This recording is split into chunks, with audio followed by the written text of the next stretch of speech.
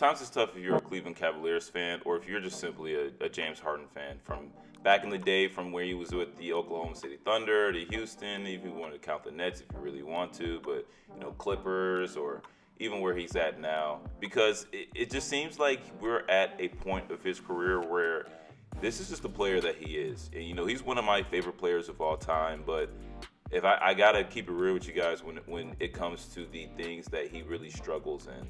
But first and foremost, he is a free agent, and so there is a possibility that he might get poached to another team.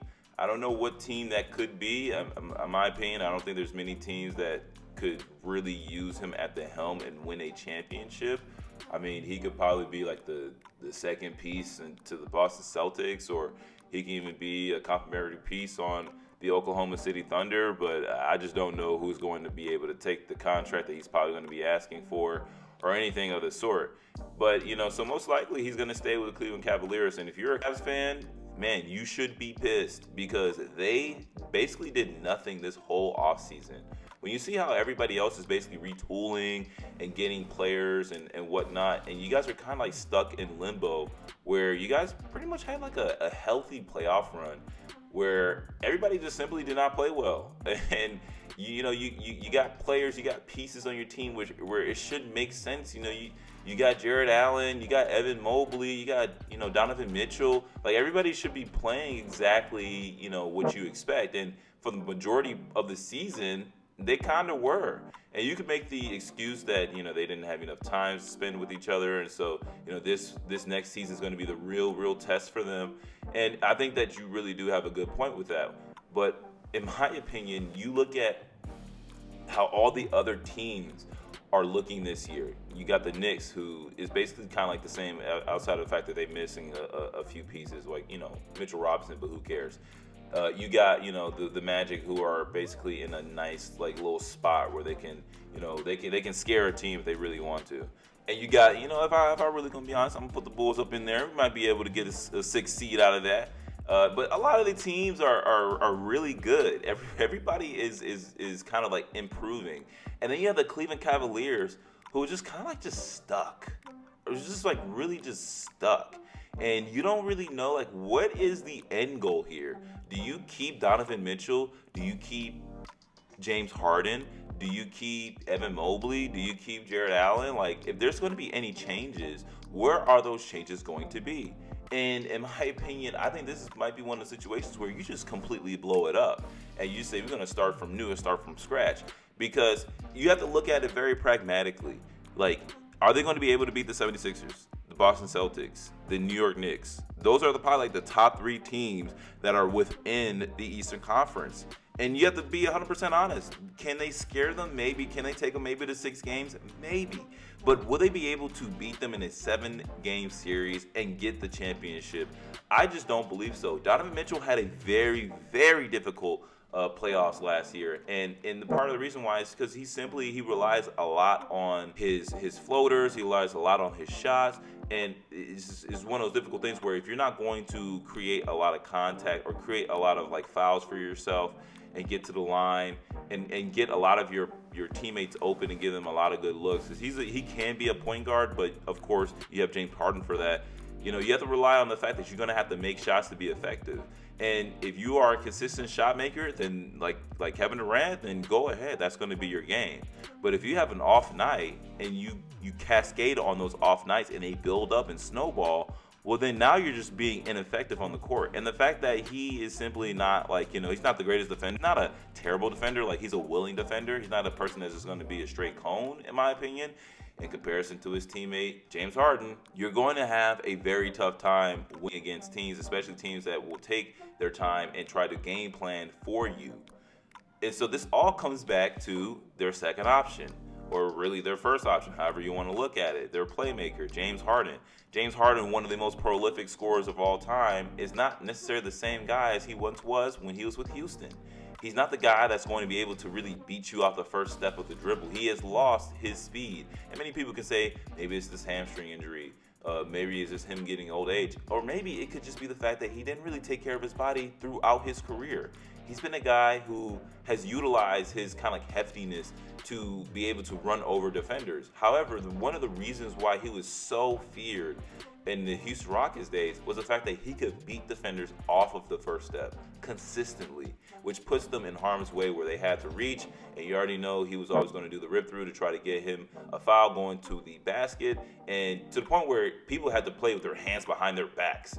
That's how demonstrative he was when he was with Houston. But what happens when you lose that first step? What happens when you don't have that first step? Well, now you have to, which is what he did. He has adapted at least. Develop a mid-range game. If you can't beat your defender the first step, you have to be able to create some type of shot in the mid-range.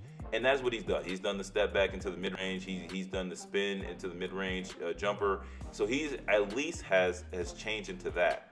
But he's just simply not the best scorer as he used to be. He relies a lot on his shooting, not necessarily being able to go to the basket because he simply is not fast enough to get to the basket. He has regressed in a way that kind of is sad to see.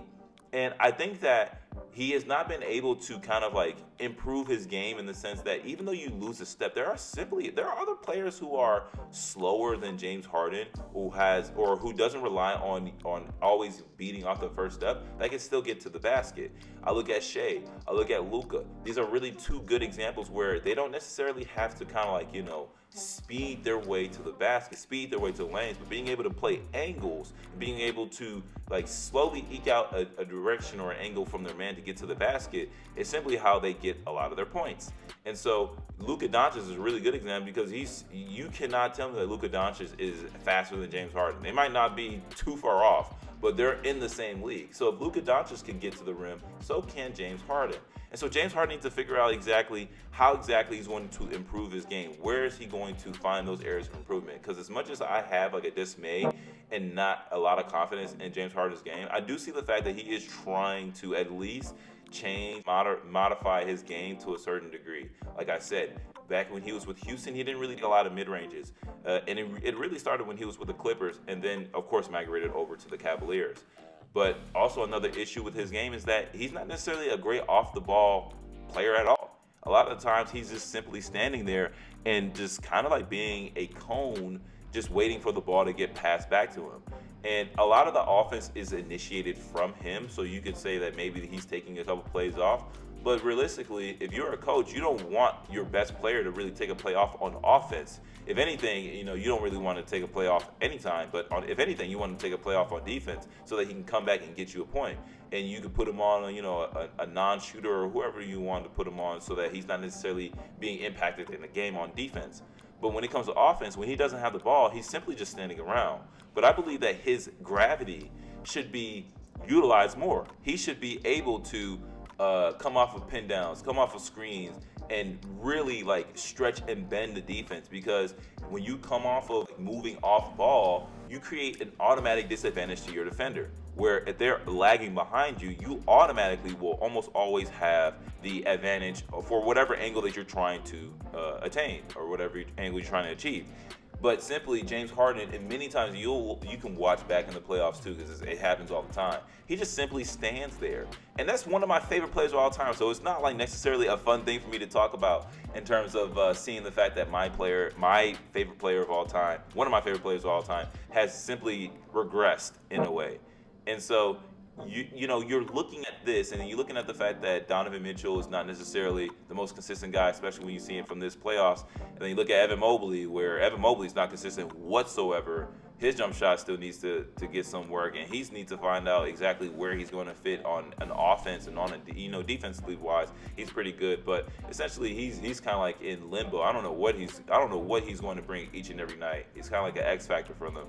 And so it's like, what do you do here? If you're a Cleveland Cavaliers fan, do you even have any hope in the future that this team is going to be exactly what you need it to be to win a championship? Absolutely not. And it might take a while before them to get to that level, because James Harden needs to improve his game. Donovan Mitchell needs to improve his game. Jared Allen needs to improve his game. Evan Mobley needs to immensely improve his game. They really wanted him to take a leap this year, and he just simply has not taken that leap yet. He's one of those potential men where it's just like, man, if only he was doing X, Y, and Z.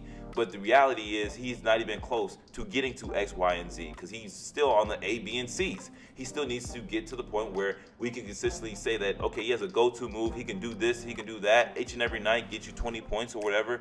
But now we're still relying on James Harden, where James Harden is simply not that guy that can lead the team. Like, he can get the team to a certain point, but he's not going to be the guy that kind of gets you over that edge. He's the guy that will kind of get you to the point where you can contend. But he needs other people at this point, especially if he's not going to improve the game to the point where he needs to. And so if you're a Cleveland Cavaliers fan, I honestly don't know what to say for you, man. This is a really tough time.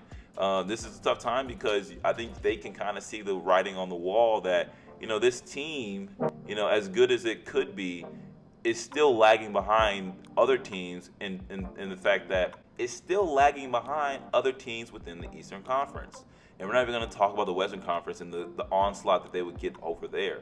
And so I think that, as much as I love James Harden, I think that James Harden needs to figure out, one, how he's going to improve as a player, but also maybe this isn't the team. Maybe he's not going to come back to the Cavaliers. Maybe he should not go back to the Cavaliers. Maybe he should go to a different team where he could play much of a smaller role or just being able to kind of just, right off in the sunset, similar to like LeBron. Basically find a team where he can just fit in. Maybe that is with the Denver Nuggets. Somewhere, he can fit somewhere because he's that dynamic, but he needs to be able to improve his game. And if he does not improve his off-ball game in particular, or improve his shooting efficiency, well, then he's not going to be able to win a championship by the time his career is over.